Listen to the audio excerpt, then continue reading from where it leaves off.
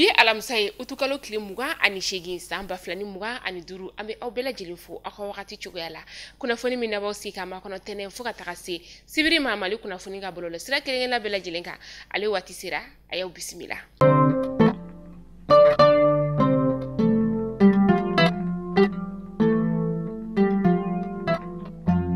Fondamela bi anga chamache fanga jamana nyama ale ka banyumange asira koni ofemi na ile idu takafo ko jigo dese koni be du mununa abena jibono koni nika odi odugulamo uluma obara ulube sina alisa femi nye bugundaraye kataka se tomia mani ndu ko fole nube san lamini koni na ulu koni jibono fla nika osoro kataka se yanga sofenema femi nye sanye ulu jibodo nani nika osoro ni bara nyera bila jile kolmukala utukalo klimu vla samba flani muga ani durusa mamunu ye ni bafen nun koni nika osoro ni oye jimone oye folike ni nganyashi anga jamana nyama ale yoro la ka klaka yira ka fo kabini bara nkoni damnena kata samba flani muga ani flala kana se samba flani muga ani duruma ulu koni jimodo tan ani wolonvla nika odesoro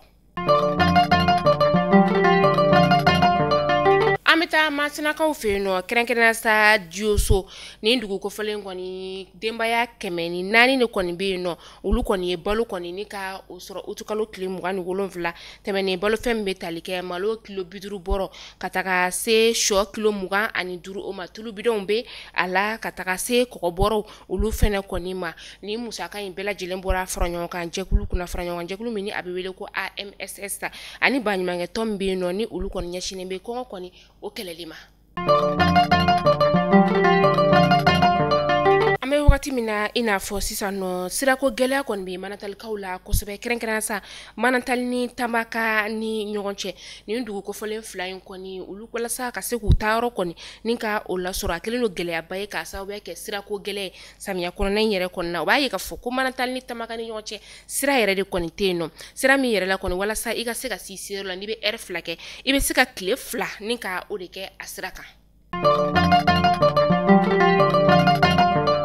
Konte mashila ka fo kanga segu nanga dongo tigila masaba ni oyi baba ni kone kata se bingini bagaga ale ni Mariam Bama u koni be kasobuna kabi jouer kalo kile mugane fla samba fla ni muga ani duru procureur du pôle national de anti cybercriminalité koni ni masaba nun koni mine ninka u datu ka utu kalo kile wolon vla temene u me kiri tigila ma u koni nyama mi ni u koni tumeka deli koni ke ka sega wati lablali koni nika u diuma bi koni nu obebe utu kalo kile mugane shigima samba fla ni muga ani duru femi e critique la mo koni bina jabidi no asoro koni kan ka labla walma no asoro koni o mangate ka labla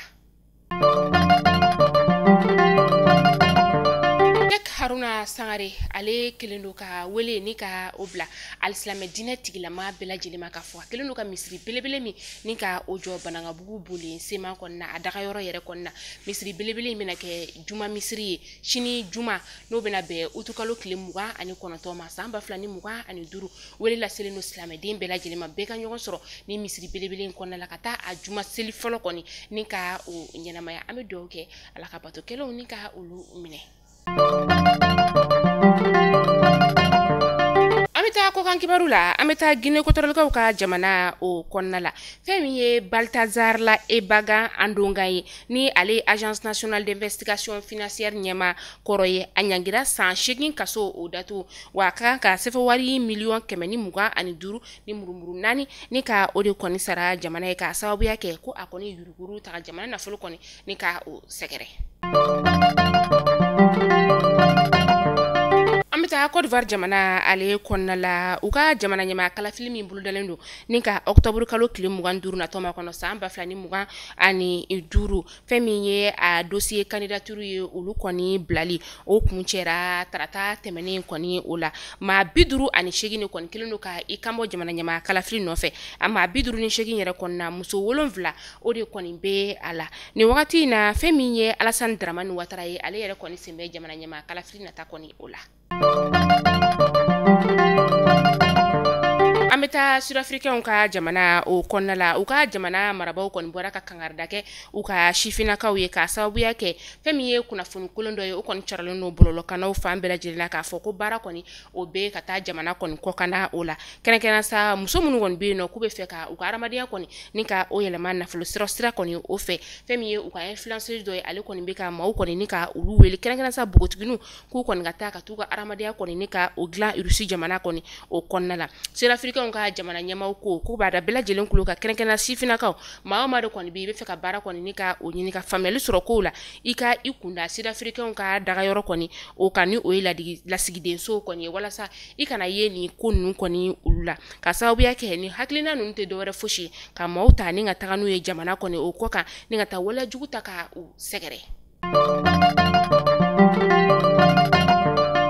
An bɛ taa Ugandakaw olu fɛ nɔ Ugandaw ka jamana ɲɛmaa ni o ye Yoweri Museveni ye ale kɔni bɛ fanga la kabi san 1986 a si bɛ t'i jɔ san 80 na an bɛ don min na i n'a fɔ bi a kɛlen don ka i kanbɔ jamana ɲɛmaa kalafili nata o nɔfɛ. Mali kunnafoni jabarani lajɛbɔ aw kulo garizɛ kɛra ni kunnafoni damadama de bi ne k'a da bɛɛ lajɛlen kulo kan aw ni ce aw ka lamɛnliko ɲuman na aw k'an bɛn don n'a nataw la kunnafoni kuraw olu kɛnɛ kan.